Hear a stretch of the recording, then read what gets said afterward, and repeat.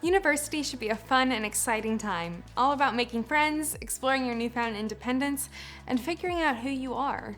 But the reality is, for a lot of students, it's a time when you're statistically most likely to experience sexual violence. In fact, 62% of students experience sexual violence while at university, and 1 in 5 women will be raped while at university.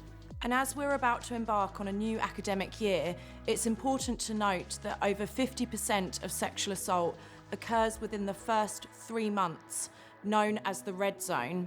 Hopefully, you're watching this before starting your university career, or watching this as a parent with a child about to go off to university, or maybe you've had an experience and need some guidance.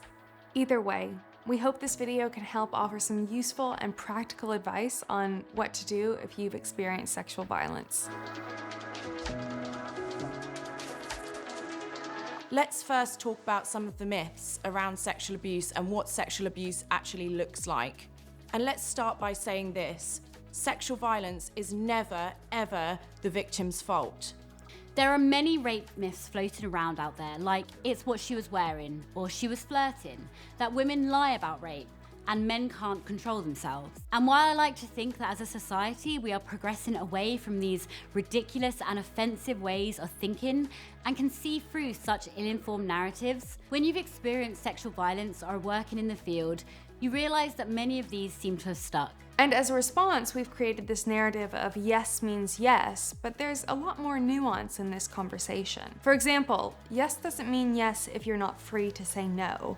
Yes doesn't mean yes if you're harassed or exhausted to the point of submission. When we're talking about reactions to sexual violence, there are the 5 Fs. Most of us know fight or flight, but there's also freeze, flop, or friend. The most common of these is freeze, but what might sound strange to someone who isn't trauma-informed is that a lot of victims actually try to friend or appease their perpetrator to keep themselves safe from further harm. That might sound weird, but it's important to remember the social element of sexual violence. 90% of the time, sexual violence is perpetrated by someone known to the victim: a friend, colleague, classmate, romantic partner, which can add a whole other element of confusion and difficulty to the situation. You see, trauma looks different for everybody, and it doesn't always look like we might expect. During or after a traumatic event, we do what we can to keep ourselves safe and make sense of what's happened to us. So if you're watching this as someone seeking advice on how to help a friend or loved one through sexual violence, if something doesn't make sense to you, refrain from judgment and listen to the victim survivor. Odds are they're trying to make sense of it for themselves, and they need to be believed, understood, and supported. Because the bottom line is, sexual violence is a choice. It's an assertion of power, and more often than not, we're talking perpetrators who have probably done it before and are likely to go on to reoffend. So if you are watching this as someone looking for clarity after an experience of sexual violence, something horrible, unfair, and unacceptable has happened to you, know that you are not alone. It is not your fault, and we are here to help support you through this. Let's start by defining sexual violence. Sexual violence is any kind of sexual activity that is unwanted and includes pressure, manipulation, bullying, intimidation, threats, deception, and/or force. Right, that might sound like a broad definition, but that's because these things can be quite complex. Sexual violence isn't always violent in the physical sense as we're made to believe it is. A lot of the time it can be through, for example, manipulation by a partner. But because this warped perception of what domestic abuse looks like, we don't realize that it happens in so many young relationships. In fact, and this is huge, they estimate that between 30 to 88% of all sexual assaults go unacknowledged by survivors themselves. It is not consent if you are asleep, unconscious, drugged, on drugs, overly intoxicated, unable to say no, or tricked or scared into saying yes.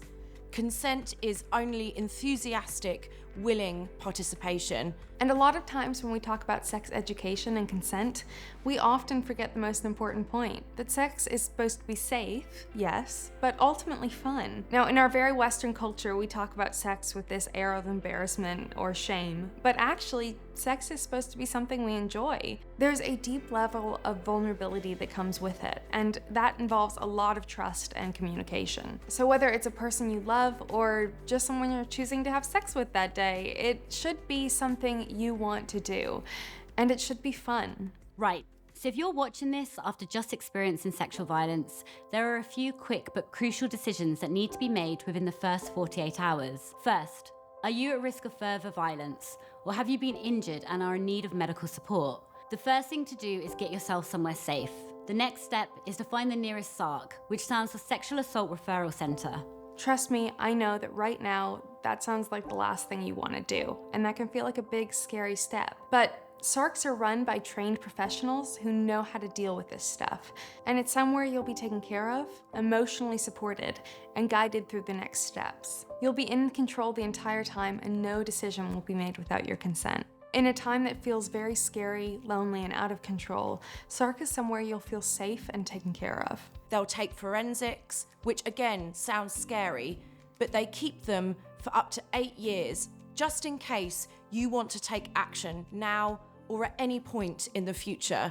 That may or may not be the best decision for you right now, but it's important to give yourself the option later down the line. If you do decide to take action, SARCs will help you take it to the police, and they will be there to support you through every step of the way. Another option you have if you'd like to report to the police but want to remain anonymous is to go through the Survivors Network's third-party anonymous reporting. This way you'll be anonymous, but it will help the police identify potential serial offenders. The last thing you want is to go through this time period alone, whatever your decision. That being said, it's important to tell a trusted friend or family member, ideally as soon as possible. Make sure it's someone you trust to be compassionate, supportive, and someone who can help you handle this situation. You don't want to tell someone who might say the wrong thing, be uncomfortable, or brush it off, because the first reaction you get to a disclosure can often have a major impact on how you process it. That's why we're advising SARCs as the first step, speaking to the trained professionals who know exactly what to say and what you need. If there is no one in your life you feel comfortable talking to just yet, you can call a rape crisis hotline and chat to them. Because more than anything, you need a friend right now. Your trauma brain is trying to block out a lot of your experience, so it's important to tell someone or get the details down as much as possible to save future reference. As your brain tries to block it out to protect you from this traumatic experience, you'll lose a lot of the details that may be important. It's important for you emotionally to have a friend, but it's also important for the future if you do decide to take action, so they can help you through it all and are a witness in a way. Let's talk about how to deal with sexual violence emotionally. The aftermath of sexual violence can include heightened fear or anxiety of being left alone, losing control about what might have happened if you don't remember anything, anger at what's happened, or lack of support from others, helplessness in feeling that the world is a dangerous place, depression, guilt, shame, self-blame, detachment, feeling numb, feeling like you need to keep busy, feeling irritable or jumpy, getting flashbacks, migraines, gastrointestinal issues, extreme stress, feeling panicky or difficulty sleeping. There's a myriad of ways in which you can be affected by sexual violence, and there is no one right way to be. Your body and brain are working together to do what they can to process the trauma, and it might not always make sense. It's natural to feel out of control, but the sooner you can start to process this trauma with professional help, the more in control you'll start to feel. A couple of recommendations. Yoga. As psychiatrist and neuroscientist Bessel van der Kolk puts it, when you experience trauma, your body gets stuck in heartbreak and gut wrench. Your body is stuck in a state of terror. In fact, as part of his study of alternative treatments, van der Kolk found yoga was more effective for PTSD than any of the drugs they had studied. Another great option to deal with trauma is EMDR Therapy. EMDR stands for Eye Movement Desensitization and Reprocessing. EMDR was discovered by Dr. Francine Shapiro, who, when walking through the park one day, was looking back and forth, thinking about her traumatic experience, and by the end of the walk, she felt better. She found that thinking about whatever upset you, combined with the motion of your eyes going back and forth, actually simulated both sides of the brain and gets them working together on the same problem. A typical EMDR session will include a light bar with a light that goes back and forth, and 2 small buzzers that you hold in each hand that buzz when the light hits one side or the other. What's great about EMDR is it's not only super interesting, but it's also not talk therapy. So while you have a therapist guiding the session, you don't necessarily have to talk through everything that's upsetting you. And you can let your brain do some of that processing for you. It's important to note that, particularly after your first few sessions, your brain is going to continue processing for the next few days, which can be really difficult. So try to make sure that you're in a safe environment and or around people who can take care of you. Let's talk about reporting sexual violence. While SARCs are the best way to bring a report forward to the police, while we're talking about sexual violence at university, we're going to talk about reporting your assault to your university. Regardless of whether your assault was at the hands of a fellow student or staff member, you can report them to your university as having breached their staff or student code of conduct. It's important to be aware of your university's policy and procedures on how to report and what exactly constitutes misconduct. You'll be able to find a map of local resources and your university's process at changecampusculture.com. While every university deals with complaints of sexual misconduct differently, here's how the process generally goes. First, many universities will have the informal complaint stage, where you just talk to see if the issue can be resolved informally before it's taken to the next step, which is a formal investigation. To make a formal complaint, you will be required to fill out a formal complaints form to enact their formal investigation. An investigating officer will be appointed to investigate. There will be a disciplinary hearing, and the disciplinary panel will make a judgment based on the investigating officer's report and will determine a sanction. Something to be wary of, universities will often try to bury complaints at the informal complaint stage. They'll ask you to repeat your story several times, which can be very traumatic. So if you know you want to move on to the formal complaint stage and the form asks you to describe what happened, just write something along the lines of, "I experienced sexual misconduct and would like a trained professional to handle my complaint." I would even ask for evidence that the investigating officer is trained in trauma disclosures. And if not, request that they get someone in who is a professional. You want to avoid having to repeat your story over and over again. My advice would be to say that you only want to retell this story once. So set a date and time, prepare for the meeting, and gather all your evidence in advance. Write down as many details as you can remember, and present your allegation and evidence all in one go to the investigating officer. Make sure you have a friend with you taking notes, and I would ask if you could record the meeting. From this point onward, in the formal investigation process, you are treated as just a witness in the case, which means a lot of times universities won't give you regular updates, will draw out the process, will not allow you to be part of the disciplinary hearing.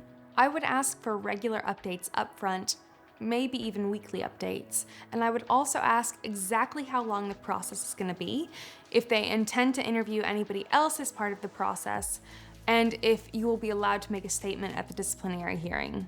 And if they do allow you to make a statement, if the perpetrator can be asked to leave the room during your statement. The point is, it's important to know their policies and procedures and to make sure they're following them, but also to know what you want to get out of the process and to ask for it. My personal advice is to always record these meetings, obviously with the university's permission, and always have a friend or advocate in the room fighting for you in your corner. A lot of universities don't want to deal with this problem that is so endemic on university campuses. And a lot of the time as a student in a room full of suits, you'll feel powerless and be inclined to trust them. But it's important you know your rights as a student and as a consumer. Things the university should not say. They should not say you have to go to the police or send the police to your house. And they should not ask you to sign anything that says you must keep this confidential. If they do either of these things or anything else that you may feel is unethical, you can and should report them to the OIA, the Office for Independent Adjudicators, for bad practice. They should also automatically put in place interim safeguarding measures to protect your access to education. So ask how they plan to accommodate that. Otherwise, they're potentially violating your human rights and breaching equalities law. It's also important to ask them how they plan to support you after the investigation. regardless of the result. Universities have developed some bad practices trying to bury allegations of sexual misconduct, and only 2% of victim survivors are satisfied with their university's handling of their allegation. So while it's very important to report if that's the right path for you, it's also important to be cautious in dealing with your university. If you feel as though your university is not acting in accordance with their policy and procedures or with best practice, you may have a legal claim against them under the Equality Act for discrimination or negligence in their duty of care they owe you as a student. If you think you might have a claim and would like some advice, reach out to us at changecampusculture.com, where we'll be able to assess the situation and see if we're able to help. Sexual violence can have a major impact on your life at any time, but especially as a young adult trying to keep up with a social life, your studies, and live on a minuscule amount of money. Hopefully this video has given you a few practical options as you start this journey, either for yourself, going through it with a friend or loved one, or just help you feel prepared before going to university in case you are subjected to sexual misconduct. It's so incredibly important to be an active bystander, to watch out for your friends, and to call out problematic behaviour. We can all work towards a world free of sexual violence. Let's change campus culture and make education safe and accessible for all students.